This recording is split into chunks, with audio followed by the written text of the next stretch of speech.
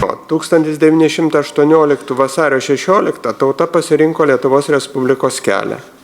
Nepriklausomybė buvo apginta karo frontuose su bolševikais, bermontininkais ir lenkais.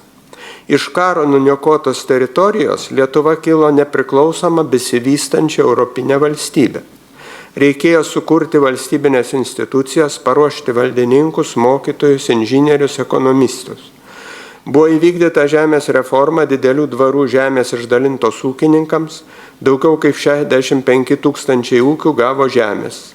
Įvesta nacionalinė valiuta litas, kuri išliko stabili ir patikima visą nepriklausomybės laikotarpį.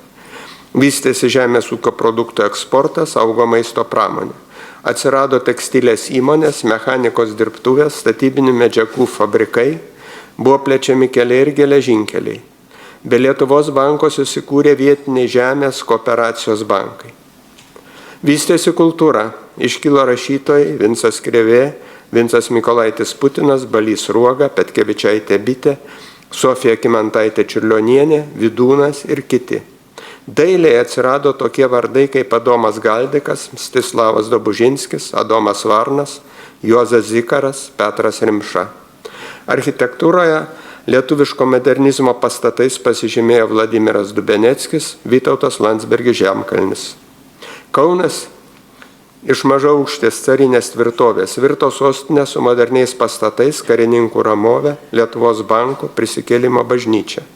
Buvo įsteigtas Čiurlionio nacionalinis dailės muziejus, meno mokykla, valstybės teatras. Didelis dėmesys skirtas švietimui, augo pradinių mokyklų, progimnazijų ir gimnazijų tinklas, įkurta 11 mokytojų seminarijų. Taip buvo pasiektas beveik 90% raštingumas.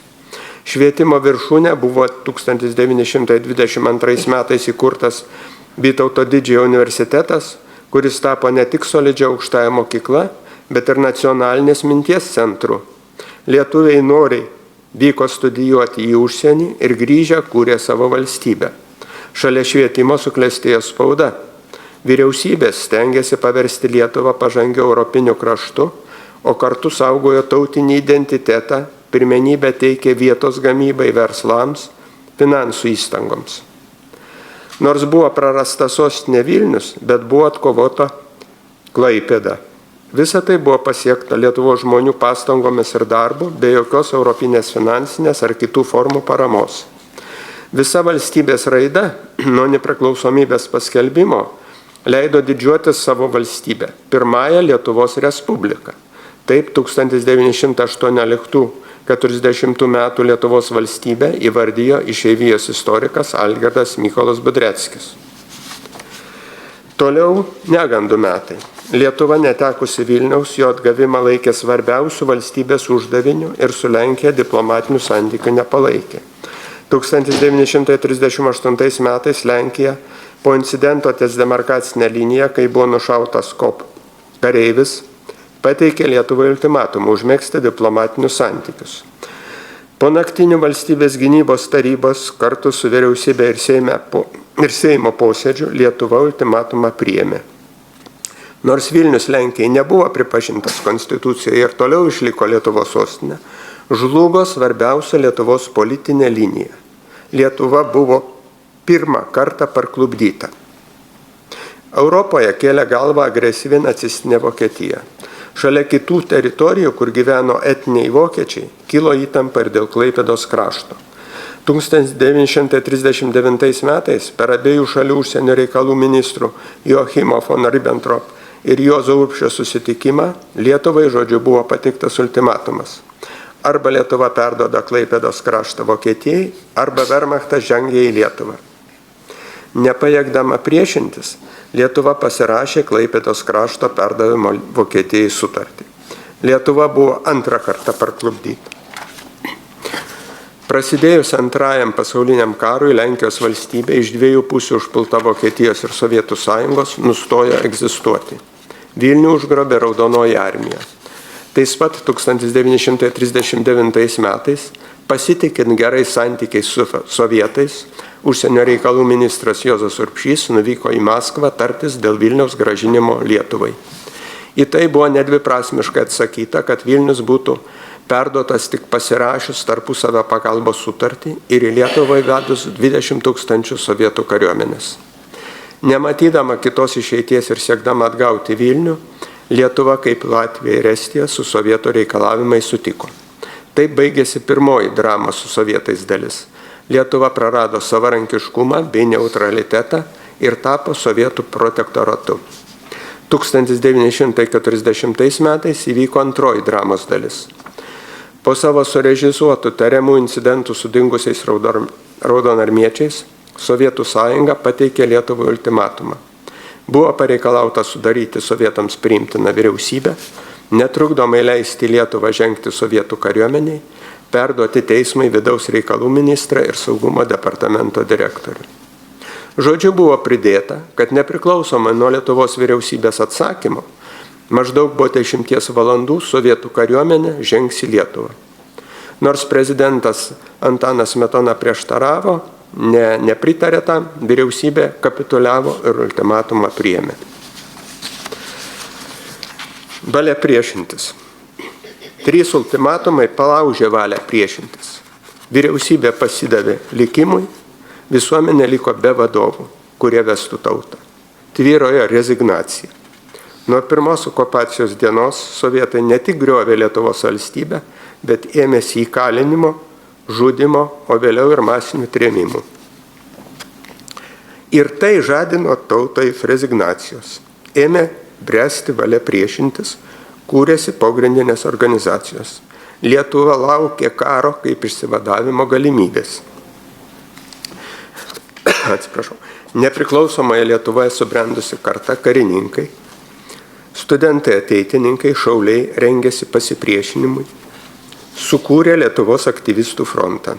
Jo nepriklausomi centrai susidarė Vilniuje, Kaune, Berlyne ir palaipsniui apėmė visą kraštą. Iš prieinamos literatūros matyti, kad pogrindžio ir gilios konspiracijos Lietuvoje sąlygomis kiekvienas centras veikė nepriklausomai ir savaip.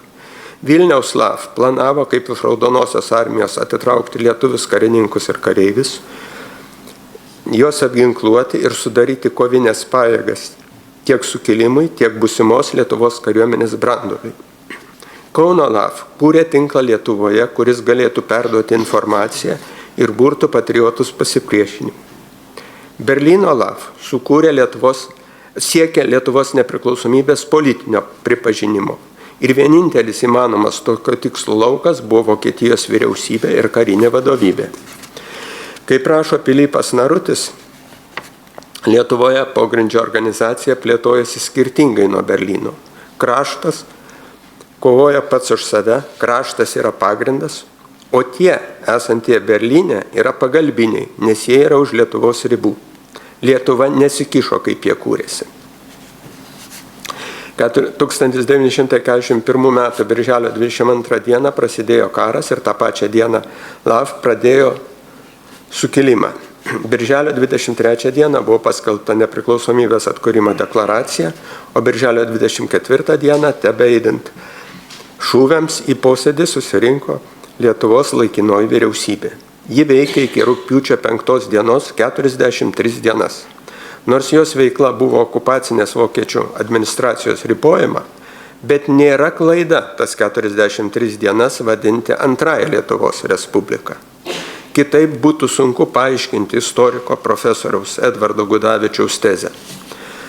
Cituoju, galima skaičiuoti, kiek dienų ar savaičių gyveno Lietuvos valstybingumas 1941 metų vasarą, bet niekas nepaneigs, kad jis gyvavo. Galima kartoti, kad Lietuva kapituliavo 1940 metais, bet niekas nepaneigs, kad jis sėkmingai sukilo 1941 metų birželį. Visą tai birželio 23 stato į vieną gretą su vasario 16 ir kovo 11. Citatos pabaiga. Sukilimo tikslas buvo pasiektas, atkurta Lietuvos nepriklausomybė, paskelbta jį, suformuota ir pradėjo veikti Lietuvos laikinoji vyriausybė. Tai tautoje sukėlė didelį entuziazmą ir grąžino savigarbos bei valstybingumo jausmą. Nauja vokiečių okupacija to jausmo neužgesino. LAF vadovai tęsė kovą už laisvę antinacistinėje organizacijoje Lietuvių frontas. Susikūrė ir kita stipri pogrindinė organizacija Lietuvos laisvės kovotojų sąjunga. 1943 metais pavyko sudaryti bendrą pasipriešinimo veiklą, koordinuojantį organą Vyriausiąjį Lietuvos išlaisvinimo komitetą, kuris veikia iki pat 1990 metų. Pokario partizanų kova prieš naują sovietų okupaciją tęsėsi nuo 1944 iki 1953 metų. Partizanai laukė naujo karo, kad ateis amerikonai, tarsi tikėdami atkartoti Birželio sukilimą. Juo labiau, kad žymiausių partizanų vadai buvo Birželio sukilėliai vienaip ar kitaip dalyvavę sukilime. Partizaninį judėjimą Lietuvoje tyrinėjęs Kęstutis Girnius rašė, pokario metais greito karo viltis buvo labai gaji tarp partizanų ir turėjo esminį, o ne atsitiktinį vaidmenį jų galvojime bei apsisprendime ginklų priešintis komunizmui. Nuslopinus partizaninį pasipriešinimą, rezistencija įgavo naują neginkluotos kovos už laisvę formą. Pasipriešinimo centru tapo Lietuvos katalikų bažnyčia. Didelę įtaką visuomeniai darė kunigo Sigito Tamkevičiaus pogrindyje leista Lietuvos katalikų bažnyčios kronika. Dvasinis pasipriešinimas Lietuvoje sustiprėjo 20 amžiaus 6-7 dešimtmetyje. Į tėvynę grįžus dideliai daliai politinių kalinių ir tremtinių. Dažnas iš jų šventai tikėjo, kad Lietuva bus laisva. Kai 1972 metais Kaune, protestuodamas prieš sovietų okupaciją, susidegino Romas Kalanta, jo laidotuvės virto masinėmis protesto demonstracijomis su šūkiais Laisvė Lietuvai. Visą tai įtakota ir Birželio sukilimo. Šiandien vargu ar kas drįstų ginčytis, kad be vasario 16 nebūtų ir kovo 11. Panašiai yra ir su Birželio 23. Istorinė Birželio sukilimo reikšmė yra ta, kad jis tautoje išlaikė tikėjimą, jog susikloščius palankioms aplinkybėms tauta gali išsikovoti laisvę. Na ir istorinė atmintis. 1943 metais 4 didžiausių Latvijos politinių partijų atstovai pogrindyje įkūrė Latvijos centrinę tarybą, kurios pagrindinis siekis buvo atkurti Latvijos nepriklausomybę. 1944 metais 189 Latvijos politiniai lyderiai ir visuomenės veikėjai pasirašė Latvijos centrinės tarybos memorandumą. Memorandumas deklaravo būtinybę atkurti Latvijos nepriklausomybę ir suformuoti savarankišką vyriausybę. Juo remiantis, Pauls Kalninš pasirašė Latvijos nepriklausomybės atkūrimo deklaraciją, laikydamasis Latvijos konstitucijos prisiėmė veikiančio prezidento pareigas bei pakvietė Mintautas Čakste suformuoti ministrų kabinetą. Pauls Kalninš ir Mintautas Čakste buvo vokiečių suimti. Bandymas padėti pamatą tikram nepriklausomybės atkūrimui nepavyko. Tačiau Latvijos centrinės tarybos memorandumas laikomas svarbiu ir garbingu istoriniu dokumentu. 1944 metais estai, kaip ir Latvijai, vėl pabandė atkurti nepriklausomybę ir Jūri Olotsas, paskutinis prieškario Estijos ministras pirmininkas, laikydamasis Estijos konstitucijos, paskyrė Oto Tieftą vyriausybės vadovu ir pavedė suformuoti ministrų kabinetą. Taline buvo iškelta Estijos vėliava, sudaryta Estijos vyriausybė ir per radiją paskelbtas Estijos nepriklausomybės atkūrimas. Atkurta Estijos nepriklausomybė truko tik 4 dienas. Tada Raudonoji armija užėmė Taliną, suėmė naują Estijos vyriausybę ir užgesino laisvės viltis. Suimtieji Estijos vyriausybės nariai buvo išsiųsti į lagerius ar nužudyti. Dabartinė Estija teisiškai pripažino nepriklausomybės atkūrimą 1944 metais, Ulotso Tiefto vyriausybę kaip teisėtą Estijos vyriausybę ir Estijos valstybės tęstinumą. 1941 metais pirmame į laisvę leidinio numeryje buvo paskelbta nepriklausomybės atkūrimo deklaracija. Tai itin svarbus Lietuvos ir, sakyčiau, Europos istorijos dokumentas. Jis skelbia, kad atstatoma laisva Lietuva, kurioje lietuvių tauta ryžtasi kurti savo ateitį tautinės valstybės ir socialinio teisingumo pagrindais. Taip deklaracijos autoriai suprato pažadą prisidėti prie Europos organizavimo naujais pagrindais. Deja, nacistinė Vokietija neleido šių siekių įgyvendinti. 1941 metų Birželio sukilimas ir deklaracija tebėra ašaka gerklėje Lietuvos priešams. Visa jėga galioja Juozo Brazaičio žodžiai. Akcija prieš 1941 metų sukilimą ir jo dalyvius rodo, kad sukilimas nėra baigtas. Eina kova dėl sukilimo moralinės ir politinės prasmės. Kova dėl šviesos, kuria gyviesiams tas sukilimas turi pašviesti iš praeities. Sukilimas vyko tomis sąlygomis, kai žmonės buvo plėšomi į dalis skirtingų jėgų. Veikė NZS grupė, veikė vokiečių kariškiai. Vis dar buvo Lietuvoje sovietai, kurie irgi kariavo, žudė žmonės. Daugybė tokių jėgų veikė Lietuvoje ir viskas tuo metu vyko sukilimo fone, aplink sukilimą, vykstant sukilimui. Žinoma, sukilimui nereikia prirašyti kai kurių nebūtų dalykų. Taip, sukilimas apėmė visą Lietuvą, tačiau vyko realiai apie pusėje valsčių, kituose tiesiog nespėjo. Vokiečių kariuomenė įžengė, sukarintų būrių jiems tuo metu nereikėjo, turiu galvoje ginkluotų. Labai staigiai stengiasi nuginkluoti, su kuriais nesusikalbėjo, ten buvo ir nužudyti kai kurie sukilėliai. Bet kokiu atveju, kai man teko kalbėti savo laiku, vėlgi prieš trečdalį amžiaus su sukilimo tuo metu dar buvusiais dalyviais, tai aiškiai pasakė, pavyzdžiui, tie, kurie Marijampolėje buvo, kai vokiečių kariuomenė vos ne tą pačią dieną buvo Marijampolėje, tai jų veikimas buvo nepaprastai trumpas, vokiečiai tiesiog labai greitai juos nuginklavo. Jau paskui, kai keitėsi politika, ten buvo jungiami tie žmonės, jeigu norėjo, jungėsi į kitokius darinius, tai jau čia kita istorija, bet kalbant apie tas kelias dienas, tai sukilimas apėmė pusė valsčių, realiai vyko pusėje valsčių, o kitose ginkluotos kovos tiesiog nebuvo dėl minėtų aplinkybių. Vokiečių kariuomenė tiesiog per greitai judėjo.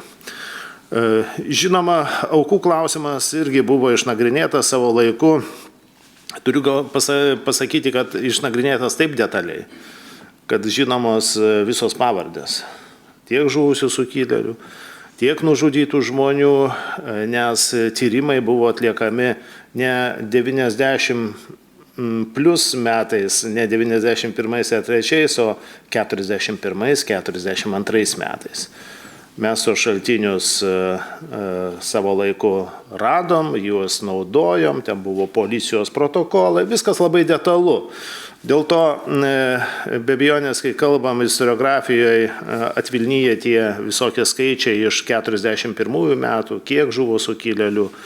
Tai reikia vis dėlto suprasti, tuo metu aplinkybėmis skaičiai buvo įvardėjami per daug nedetalizuojant jų. Pavyzdžiui, kad tie 2000 tai yra ir nužudyti civiliai, aš turiu galvoje nužudė sovietai besitraukdami, raudonarmiečiai, nužudyti civiliai, nužudyti kaliniai, žuvę sukilėliai. Tai yra visom aplinkybėm žuvę žmonės buvo įtraukti į tą skaičių ir jisai buvo rodomas vokiečių administracijai visiškai teisingai, parodant jėgą, kas vyko ir tas brutalumas ir tiesiog sukilėlių aukos. Bet čia tiesiog nereikia jau išgalvoti kokių nors naujų skaičių, pabrėžiu, pavardėmis. žinoma. Gal viena kita dešimtis nežinoma, bet per valsčius buvo tie tyrimai perėję dar 41-2 metais. Viskas detalu. Mes tiesiog pasinaudojom šiais laikais tuo metu medžiaga. Be abejonės, kai kalbam apie sukilimą, sukilimas yra faktas, tačiau žmonės, kurie dalyvavo sukilime, buvo labai įvairūs. Ir gal ir gerai, kad 42 metais, kai buvo skirstoma parama žuvusių sukilėlių šeimoms, buvo labai aiškiai apibrėžta, kasgi laikoma sukilėliu. Tas, kuris paėmė ginklą iki žodžiu, įžengiant vokiečių kariuomenėje. Tas, kuris jau ne vokiečiams įžengus paėmė ginklą ir kažką darė, būtent iki, kaip Kaune. Kaip Kaune ir akivaizdu nemenka dalis pseudo sukilėlių nepateko į šitą kategoriją, nes veikė su vokiečių NZ grupės žinia. Bet supranta tą sudėtingą situaciją, atskirti, kas ten su kuo veikia, yra didelė problema. Ir čia tikrai tyrėjai darė tas pastangas, negaliu sakyti, tyrė ten atskirus, ten jau vėliau susibūrusius ten tuos batalionus, kas ten kur ką darė ir kur dalyvavo, bet aš tiesiog pasiremsiu tuo Lietūkio garažo įvykiu, kai vokiečių archyvose, nagrinėjant chronologiją, aiškinantis, kodėlgi vis dėlto buvo siejama su sukilimu, pasirodė, kad iš tikrųjų toje brutalioje akcijoje žudynėse nedalyvavo sukilėliai. Bet dalyvavo tie žmonės, kurie paėmė ginklą jau įžengus vokiečių kariuomenėje su NZ grupės žinia. Buvo NZ grupės Gestapo SD agentas, kaip minimum vienas, kuris ir organizavo. Toks Juozas Surmas. Taip, kalinys, taip, įkalintas, bet įkalintas, tiesą sakant, buvo dėl to, kad jisai buvo agentas SD ir Gestapo. Ir jį tiesiog susirado, panaudojo, tam pačiam kieme jisai buvo laikinai apgyvendintas toj mokykloje. Bet labai sudėtinga buvo savo laiku tą istoriją chronologiškai išdėlioti. Buvo jį pristatoma ir Vašingtone Holokausto muziejuje, nes visą laiką buvo kalbama lietuvių iniciatyva, vos ne ir sukilėlių iniciatyva. Tai šitoj vietoj tas atskirimas savo laiku buvo padarytas, tik aš tikėjausi, kadangi tai buvo vis tiek prieš 20 metų, tikėjausi, kad vis tik Lietuvos istorikai giliau dar nueis. Vėlgi, nuvažiuos į tuos pačius archyvus, niekam nepaslaptis, iš kur paėmėm tas medžiagas, sudėlios viską dar detaliau, pasigilins, bet nieko neįvyko. Nieko neįvyko. Taip, spekulacijų dėl Lietūkio garažo ir sukilimo sąsajų sumažėjo, dabar tai liko propagandos, jau tos dezinformacinės propagandos arsenaliai, niekur tai neišnyko, bet jau iš kitur taip daugmaž pasitraukė. Kiti klausimai, kuriuos irgi labai tikėjausi, kad per tuos 20 mečius vis tiek bus pagilinta, tai iš tikrųjų sukilimo laikinosios vyriausybės sąsajos. Puikiai suprantam, be sukilimo laikinosios vyriausybės greičiausiai nebūtų. Bet kai savo laiku atradome laikinosios vyriausybės protokolus, vis tiek tikėjomės, kad giliau, įtraukiant ir vokiškus archyvus, bus vėlgi pasižiūrėta į bendrą situaciją. Vėlgi nelabai kas įvyko. Per 20 mečius ir laikinosios vyriausybės tas vaidmuo, tas draskimas į visas pusės, kai kurie priimami ir kontroversiški sprendimai, bet žinant to meto situaciją, nieko nekeičiantis, jo labiau kieno rankose buvo reali valdžia, bet vis tiek vis dar yra galimybės naudotis vokiškais archyvais. Vis dar yra tie archyvai niekur nedingę, Liudvigsburge, galime nuvažiuoti, naudotis, žinoma, jie visi vokiečių kalba, bet dabar netgi nemokantiem vokiškai nėra problemų. žinom tos būdus, kaip galima visus tos dokumentus skaityti, tikrai jokių problemų. Bet tiesiog reikia dirbti, vis dar yra ką veikti. Nes vieną temą, kurią aš sakyčiau, jau man pačiam teko pakankamai detaliai išnagrinėti, tai yra, ką laimėjo sukilėliai Lietuvoje, tai kalbant apie išgelbėtas žmonių gyvybės. Na vis tik tai 3000, ten tikslus skaičius yra 3300, atrodo, 36 kaliniai, kurie buvo išvaduoti arba išsivadavo būtent sukilimo metu iš įkalinimo vietų. Lietuviai, žydai, rusai, lenkai. Tai didelis skaičius, nes Maskvoje nurodymas buvo labai paprastas. Visus evakuoti pagal pirmą kategoriją. Tai yra nužudyti.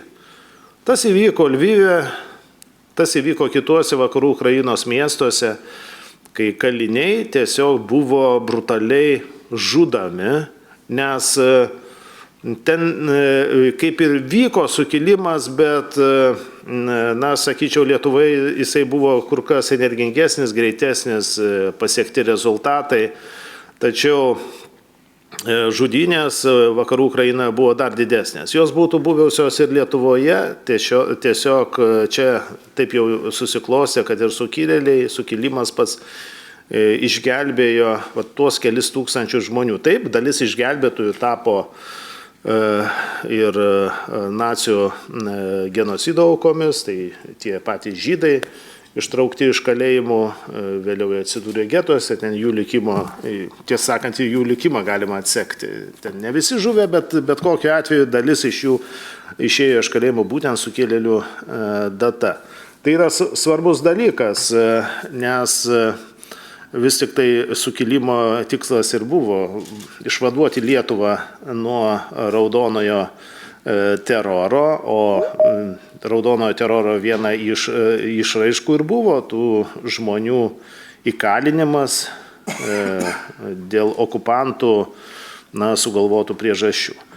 Tai aš manyčiau, kad tai viena svarbiausių sukilėlių padarytų, sakyčiau, darbų ir sąlygų išsivaduoti tiem žmonėm. Kita vertus, prisiminkim, kad žuvo daugybė civilių. Jeigu nebūtų sukilimo, jeigu nebūtų aktyvaus pasipriešimo, žuvusių civilių būtų buvę žymiai daugiau. Čia kaip šiuolaikinės bučios, tai tuo metu Lietuvoje tų bučių buvo pakankamai daug, nes iš viso užfiksuota, kad besitraukiantis okupantai, kolaborantai nužudė 672 žmonės. Čia jau pavardėmis vėlgi. Čia be kalinių, tiesiog civiliai, kurie pasipainiojo po ranką, tiesiog dėl įvairių priežasčių. 672 žmonės buvo nužudyti. Tai ir paskui dar prisideda kaliniai, tai tas skaičius augo. Tai vėlgi be sukilėlių pastangų, aš manau, kad tai būtų visai kiti skaičiai. Su kuo kovojo sukilėliai, vis tik tai reikia žinoti to meto situaciją. 41 metų birželį pusė tuometinės komunistų partijos tai buvo atvežtiniai okupantai, pusė. Sovietinio saugumo, turiu galvoj, tas vadinamasis komisariatas, valstybės saugumo komisariatas, tenai apskritai didžioji dalis buvo atvežti, atvykę, komandiruoti iš Rusijos, NKVD, vidaus reikalų, 10% buvo iš Rusijos, kiti buvo ne iš Rusijos. Vietiniai kolaborantai. Tai šitoje vietoje reikia suprasti, su kuo kovojo sukilėliai. Tai kovojo be abejo, kad su okupantais ir tais jų kolaborantais, kurie labai greitai stengiasi kuo toliau pasitraukti iš Lietuvos jau birželio 22 dieną. Tiesą sakant,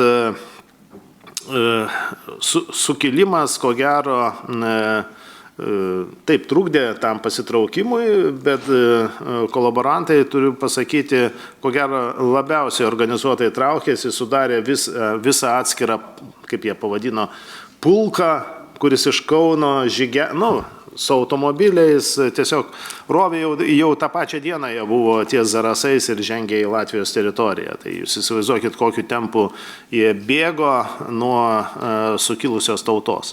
Kai mes žemės vaikai iš praeities kylam drąsiai, pamatylos dangum tysenka, kulkomis dainas rašom medžiam. Neverkai mes žemės vaikai iš praeities kylam drąsiai, torpeklių tuštančio vėjų gimsta kerštas už brolių mirtį, už degančias trovas, už ašaras motinų.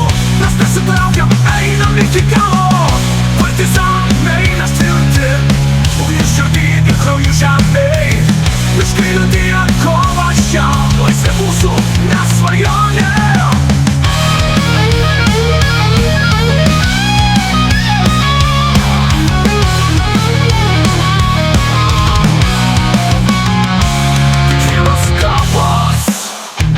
Pažadas gyvas, kad nepražus tauta, nei jos dvasia. Tai nuosmas upės, kalnai ir laukai, kol gyva tėvynė, gyvi būsime mes. Partizanai nestvirti, ugnim širdį krauju žemėj, miškai liudija kovą šią, laisvė mūsų nesvajonė.